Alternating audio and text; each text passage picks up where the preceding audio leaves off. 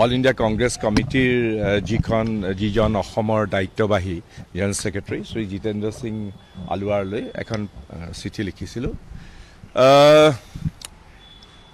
চিঠিত আচলতে কেইটামান কথা মই যিহেতু তোমালোকে চিঠিখন দেখিছাই, গতিকে আৰু লুকুৱাই থোৱাৰ এতিয়া আৰু কোনো অৱকাশ নাই। চিঠিখনত মই কেইটামান কথা উনুকিয়াই দিছিলোঁ। মই খুব আঘাত পাইছিলোঁ এনেকুৱা ধৰণৰ মানসিকভাৱে যে মইতো একদম স্কুলীয়া দিনৰ পৰাই কংগ্ৰেছী কৰিছোঁ। একেবাৰে 16 বছৰ বয়সতে মই NSY যোগদান কৰিছোঁ, চবেই জানে। আৰু বহুত কষ্ট কৰি একেবাৰে NSY কৰিলোঁ, ইউথ কংগ্ৰেছ কৰিলোঁ। তাৰপিছতে তোমাৰ যিটো আমাৰ মূল কংগ্ৰেছৰ লগত মই জড়িত হৈ আছিলোঁ। আৰু এইটো কথা ঠিক যে কংগ্ৰেছ দলে মোক যিখিনি জীৱনত প্ৰতিষ্ঠা দিছে সেইটো যি কংগ্ৰেছ দলেই দিছে। কংগ্ৰেছ দলৰ লগতেই মই এইটো পৰ্যায়ত আহি পাইছোঁহি। কংগ্ৰেছৰ লগত যিটো কয় I have a DNA in me, Congress DNA, গতিকে এই বিষয়ে কোনো সন্দেহ নাই। কিন্তু মই বিশেষকৈ মোৰ মানে আত্মসন্মানত লাগিছিলে আৰু মই খুব অপমান বোধ কৰিছিলোঁ। চবেই জানে তাত বিভিন্ন ধৰণৰ আছে কাম আৰু কিছুমান বহুত বেলেগ ধৰণৰ কথাও আছে, কিন্তু এটা কথাত মই খুব অপমানিত বোধ কৰিছিলোঁ। সেইটো হ'ল যোৱা পঞ্চায়ত নিৰ্বাচনত 2025 এপ্ৰিল মাহৰ 26 নে 27 তাৰিখে মই আমাৰ দলৰ হৈ পেলাই নিৰ্বাচনী প্ৰচাৰ চলাবলৈ যাওঁতে ধিঙৰ ডুমডুমিয়াত প্ৰায় 25জনীয়া এটা দুৰ্বৃত্তৰ দলে হঠাতে আহি চাৰিফালৰ পৰা আহি মোৰ গাড়ীখন বেৰি ধৰিলে আৰু এফালৰ পৰা ডাঙৰ দীঘল আইৰণ ৰড আৰু এইটো কিবা এটা ক্লাব বুলি কয়, এনেকুৱা দীঘলকৈ মানুহ মৰা এটা হেৰি আৰু হাথিয়াৰ, সেইবিলাকে সৈতে মোৰ আইনা ভাঙি মোক একেবাৰে মাৰিবৰ কাৰণে এনেকৈ গাত আঘাত কৰিছে। মই তলত শুই দিব লগা হৈছে। হঠাতে মই বিবুধিত পৰিলোঁ যে বস্তুটো কি হৈছে। তথাপিও প্ৰায় মোৰ লগত যোৱা প্ৰায় প্ৰতিবিলাক গাড়ীয়ে তেওঁলোকে ভাঙিলে, মোৰো ভাঙি পেলাই ভঙা খিৰিকীয়েদি মোক এনেকৈ মাৰিবৰ কাৰণে হেৰি কৰিছে। কোনোমতে মানে মোৰ ডিঙিত আঘাত লাগিলে, তেতিয়া তেজ ববলৈ আৰম্ভ কৰিছে। যিয়েই নহওক লাগিলে, মই লগে এই ঘটনাটোৰ পিছত মই ধৰি লৈছিলোঁ যে এইটো বিজেপিয়ে কৰাইছে। কাৰণ স্বাভাৱিকতে যে মই কংগ্ৰেছৰ হৈ পেলাই নিৰ্বাচনী প্ৰচাৰত গৈছোঁ, গতিকে এইটো এটা স্বাভাৱিক প্ৰতিক্ৰিয়া। মোক যেতিয়া সুধিলে মই ক'লোঁ এইটো বিজেপিয়ে কৰিছে। কিন্তু মই জানো যে মই কিবা FIR দিবলৈ নগ'লোঁ আৰু গৈ পেলাই মই থাকিলোঁ। কিন্তু নগাঁও জিলা পুলিচে নিজাববীয়াকৈ চুৱমটো যিটো কয়, চুৱমটো কেছ ল'লে, ইনভেষ্টিগেট কৰিলে তেওঁলোকে। কৰি পেলাই পিছত মোক দেখুৱাইছে যে তেওঁলোকে সেই দুৰ্বৃত্তৰ দলটোৰ মোবাইল এটাও পালে। তেনেকৈ তেওঁলোকে মোবাইল টাৱাৰ ট্ৰেচ কৰি পেলাই অৱশেষত এজনে দুজনক তেওঁলোকে এৰেষ্ট কৰিলে। সেইটো লাহৰীঘাটৰ যিজন মূল দুৰ্বৃত্ত, তেওঁৰ নাম হ'ল ইমদাদুল ইছলাম। মই আগত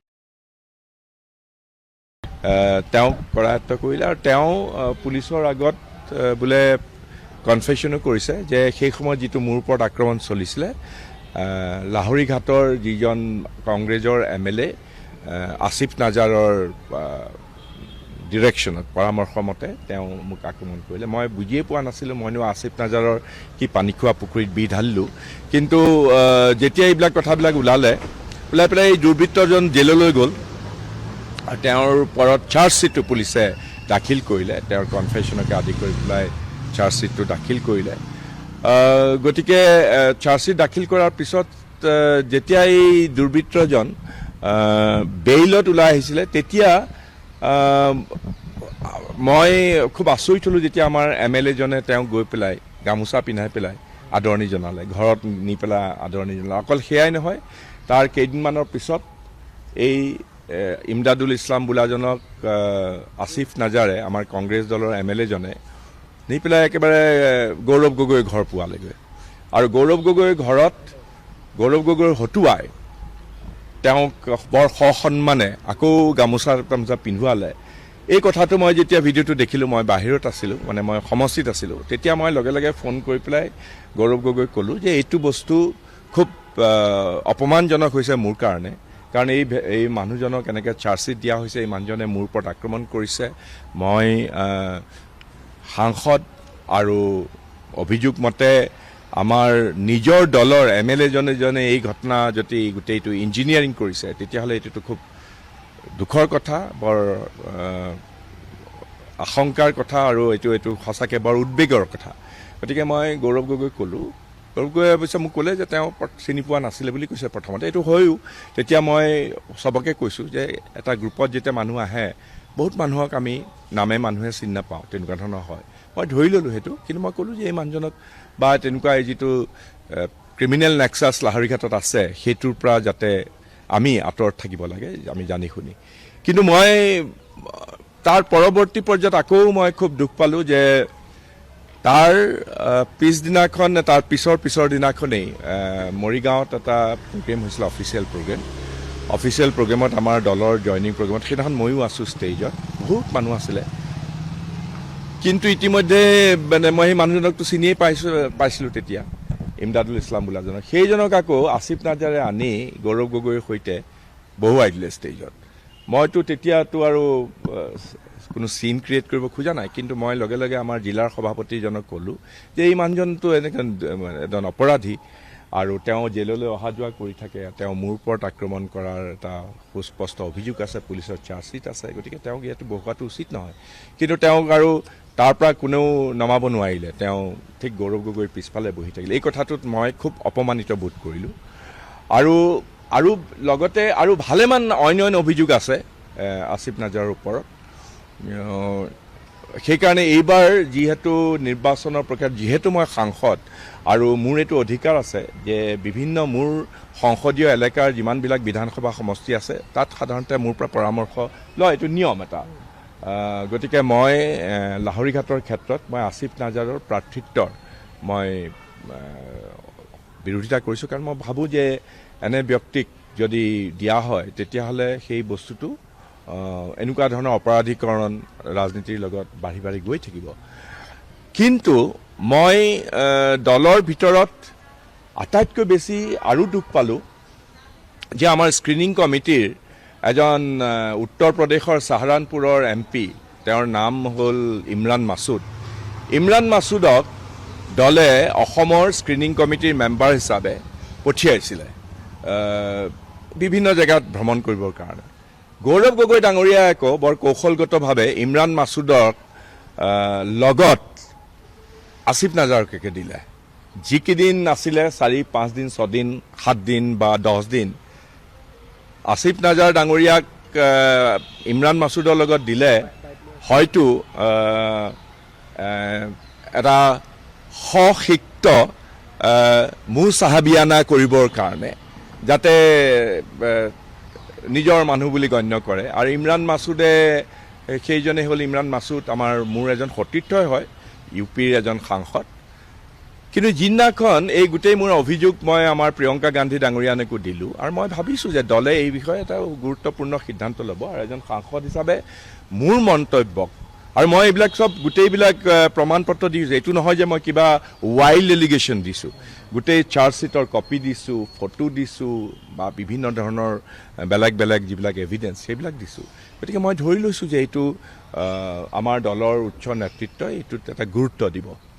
কিন্তু অৱশ্যে সেই মিটিংখনততো মই মেম্বাৰ নহয়, যিখন চেণ্ট্ৰেল ইলেকশ্যন কমিটিৰ মিটিং, যিখনত সভাপতিত্ব কৰিছিলে মল্লিকাৰ্জুন খাৰ্গে ডাঙৰীয়াই। তাত সেই সভাখনত আমাৰ ৰাহুল গান্ধী ডাঙৰীয়া আছে, আমাৰ KC বেণুগোপাল আছে, আমাৰ প্ৰিয়ংকা গান্ধী ডাঙৰীয়ানী আছে, আমাৰ দলৰ একেবাৰে উচ্চ নেতৃত্ব আছে, জিতেন্দ্ৰ সিং আছে, লগতে আছে আমাৰ দলৰ সভাপতি গৌৰৱ গগৈ।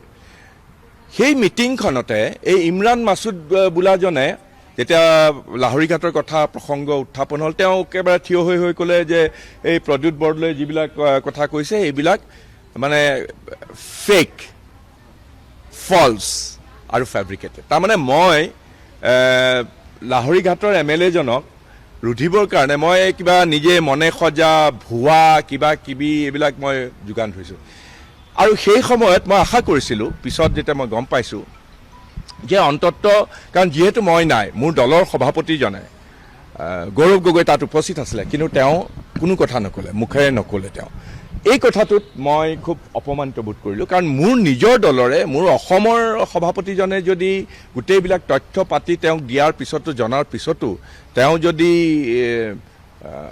অস্বস্থামা হত ইতি জাতীয় এটা মনোভাৱ লৈ পেলাই ইমৰান মাছুদৰ মোৰ বিৰুদ্ধে যিখিনি কথা তাত একেবাৰে দলৰ উচ্চ নেতৃত্বক দাঙি ধৰিছে সেইখিনি হয়বৰ দিয়াৰ নিচিনাই হ'ল।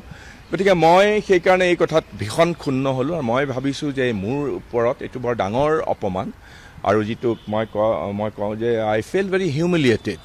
আৰু সেইকাৰণেই মই অন্যান্য প্ৰসংগও আছে, প্ৰণালীগতভাৱে বহুত ধৰণৰ অপমান কৰা হৈছে, বহুত ধৰণৰ কাৰ্যক্ষেত্ৰৰ পৰা আমাক বেলেগ বেলেগ ধৰণে আঁতৰাই পঠাবলৈ চেষ্টা কৰা হৈছে আৰু এইবিলাকে মনত আঘাত দিয়ে, কাৰণ আমিতো বৰ আন্তৰিকতাৰে সৈতে কংগ্ৰেছ কৰিছোঁ। গতিকে যদি এনেধৰণে যদি প্ৰণালীগতভাৱে এলাগী কৰিবলৈ চেষ্টা কৰে, অসন্মান প্ৰদৰ্শন কৰে, অপমান কৰে, তেতিয়াহ'লেতো এটা বৰ আত্মসন্মান লৈ পেলাই জীয়াই থকাৰ বা দলটোত, কাৰণ বহুত বছৰ মই দলটোত আছোঁ নহয়।